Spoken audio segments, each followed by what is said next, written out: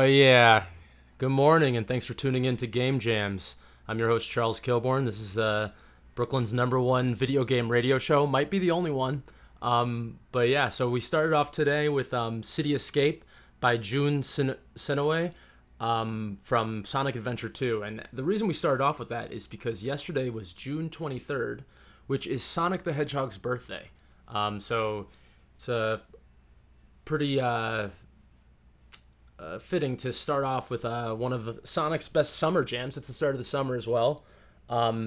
Probably the best vocal track of Sonic history, I would have to say. Just because it's the most fun. I'd say Open Your Heart is probably one of my favorites, but City Escape, the fun upbeatness of it cannot be denied. I actually don't know if I've ever told this story on air, but one night I was in Koreatown in New York, and there's lots of karaoke bars there. It was a super busy night, though, so it was really hard to find one. And the people I was with, we finally found a free karaoke, like a karaoke bar that had space. It was actually kind of empty, which was odd. And we soon found out that the reason this was is because they had this like super advanced karaoke system, kind of like based off like the Rock Band system, right? Where you sing and there's like a line that is judging your notes and judging your performance.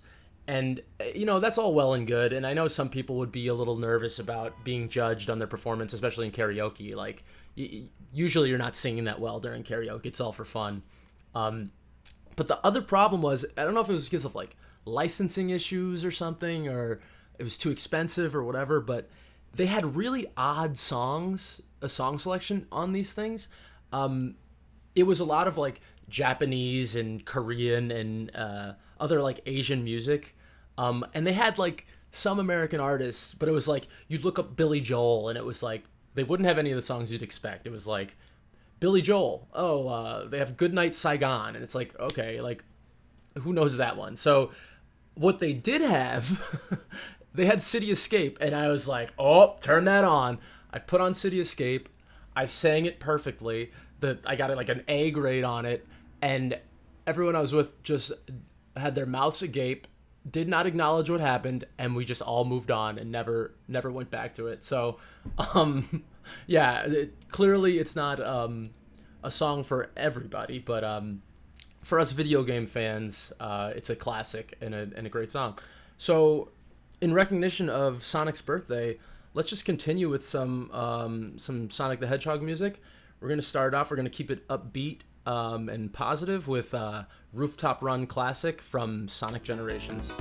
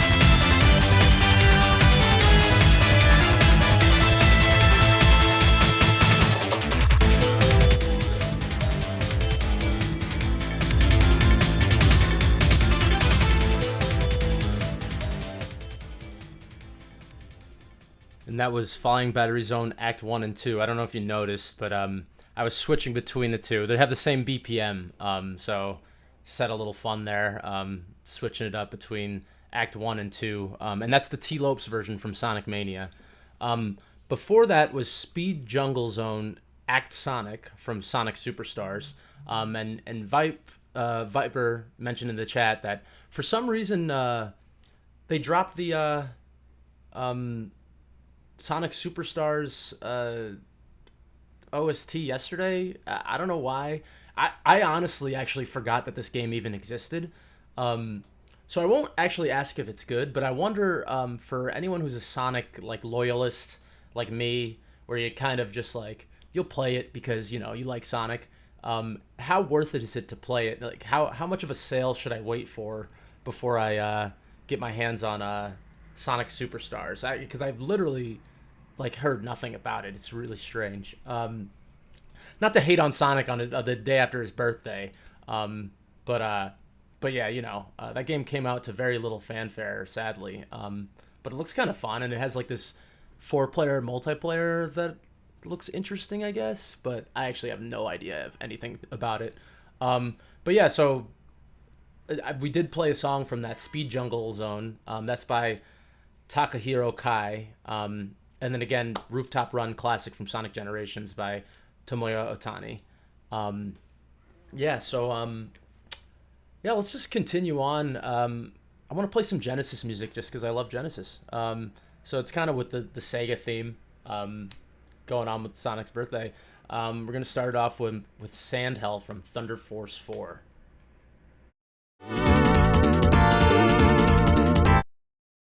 Wait a second, I can't do that. I screwed up the crossfade. We got to start that song from the beginning. It's too good to start in the middle. Let's try this again. Sandhell from Thunder Force.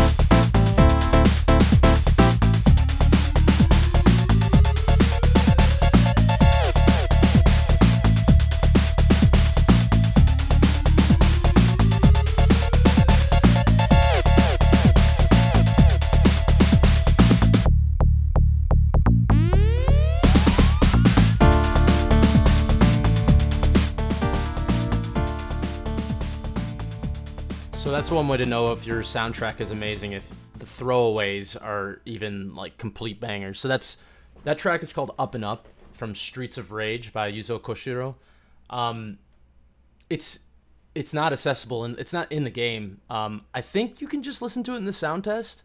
And yeah, it's just such a great song, and it's a throwaway. Sad they didn't like bring it back for the next game or anything like that, but we still have it to listen to here. Before that was Rune from Phantasy Star 4 by Masaki Nakagaki. Nakagaki. And before that, Blow Your Cool from Outrunners by Takayuki Nakamura.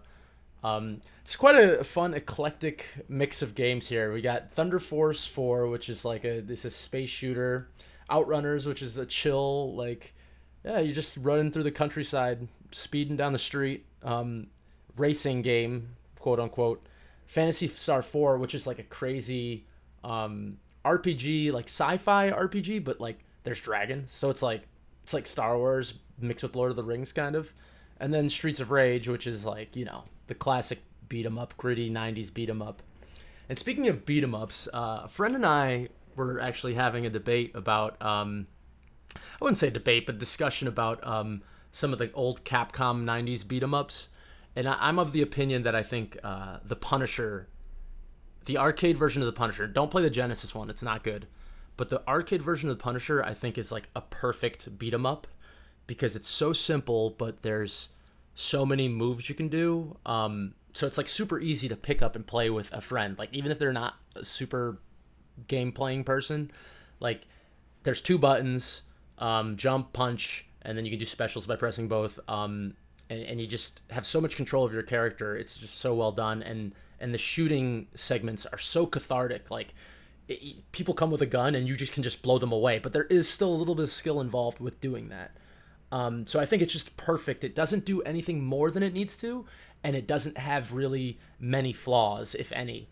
But my friend's of the opinion that he thinks Dungeons and Dragons, which one is it? Something Shadow over Mystara, something like that, is like the best beat 'em up. And I agree with him. Like from the terms of how many gameplay and mechanics they put in there, it is like an extension of all those Capcom beat 'em ups.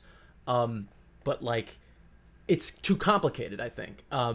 Even for me, who's like someone that's familiar with these role playing game elements, all the characters play differently, and then on top of that, you got to think about like, okay, what kind of weapons am I going to use? What stat boosts am I going to use? Because it changes the experience, which makes it like infinitely more replayable. But I think Punisher's simplicity makes it better.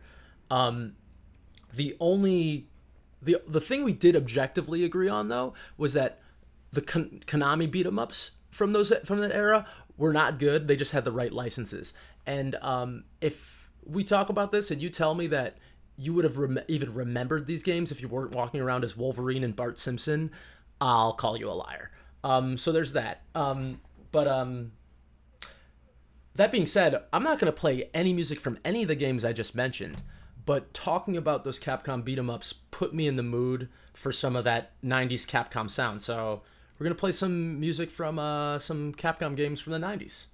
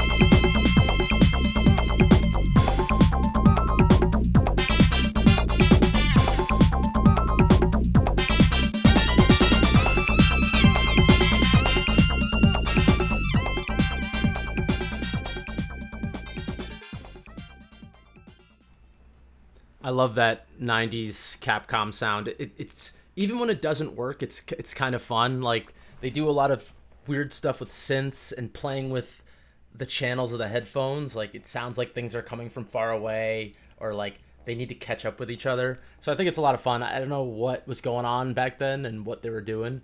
Um, but that track was the Sasquatch stage from Night Warriors Darkstalker's Revenge. That was by Takayuki Iwai. Um, Before that was the theme of Relento from Street Fighter Alpha 2 Gold. Alpha 2 Gold is the best. Or I think it's just called Street Fighter Alpha Gold, but it's Street Fighter Alpha 2, the Gold Edition, which has the best version of the tracks in my opinion. They just sound the best for some reason. And that theme of Relento is a remix of a Final Fight stage. I think it's like the Wharf stage. I don't remember what it's called. So that original composition is by Manami Matsume, but that arrangement for Alpha Gold is by Setsuyo Yamamoto. Yeah, and there's a few other tracks that were Final Fight tracks that are featured in Street Fighter Alpha 2. I think Guy's theme is one. I think that's based off like the first stage. And then Saddam, I believe, also his stage is a remix of a Final Fight song, which I'm really not a fan of the Final Fight original soundtrack. I just don't think the sounds work. But the compositions are good, and I'm glad that these songs were remixed for Street Fighter Alpha 2 because they sound amazing. Like that Relento song is one of my favorites, just like in general, honestly.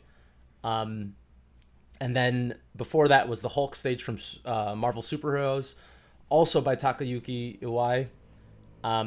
Drive-In Theater from Rival Schools by Setsuo Yamamoto. And then Yuko Takehara with Noriyaka Kyoin's theme from JoJo's Bizarre Adventure, which JoJo's Bizarre Adventure, as far as I knew, was just a Capcom like one-on-one fighter for the longest time. Like my older brother was super into 2D fighters, like he's amazing at them, so he played everything. So he had JoJo's Bizarre Adventure on the Dreamcast, and I never knew anything else about it. And then like 5 years ago or something, this thing blows. It's everywhere. Like you can't avoid it. And I'm like, that Capcom game. Like whatever. But I've never watched anything to do with it. But it seems kind of cool actually. Yeah. So that was that. I think I mentioned all the songs. Yeah, we're just gonna continue. I don't have any rhyme or reason for this, but I'm playing "In the Light" from Auto Modelista. This is by Tetsuya Shibata.